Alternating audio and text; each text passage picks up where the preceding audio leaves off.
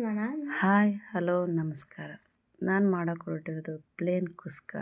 ಇವತ್ತು ಮೊದಲಿಗೆ ಎಣ್ಣೆ ಹಾಕಿ, ಆಮೇಲೆ ಚಕ್ಕೆ, ಲವಂಗ, ಏಲಕ್ಕಿ, ಪಲಾವ್ ಎಲೆ ಹಾಕಿ, ನಂತರ ಈರುಳ್ಳಿ ಹಾಕಿ ಸ್ವಲ್ಪ ಫ್ರೈ ಮಾಡಿ, ನಂತರ ರುಬ್ಬಿದ ಮಸಾಲೆ ಹಾಕಿ, ಬೆಳ್ಳುಳ್ಳಿ, ಅಲ್ಲ, ಕೊತ್ತಂಬರಿ ಮಿಕ್ಸಿಗೆ ಹಾಕಿ, ನಂತರ ಟೊಮೊಟೊ ಹಾಕಿ, ಸ್ವಲ್ಪ ಬಾಡಿದ ನಂತರ 2 ಕ್ಯಾರೆಟನ್ನು ಹಾಕಿ,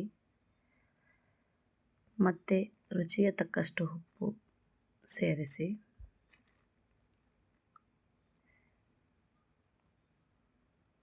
ಮತ್ತು 2 ಗ್ಲಾಸ್ ನೀರು ಹಾಕಿ ಸ್ವಲ್ಪ ಕುದಿಯಲು ಬಿಡಿ. ನಂತರ ಕುದಿಯುತ್ತಿರುವ ನೀರಿಗೆ ಅಕ್ಕಿ ಸೇರಿಸಿ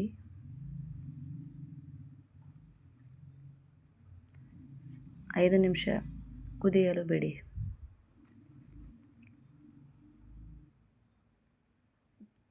ನಂತರ ಪ್ಲೇನ್ ಕುಸ್ಕ ರೆಡಿಯಾಗಿದೆ ನೋಡಿ.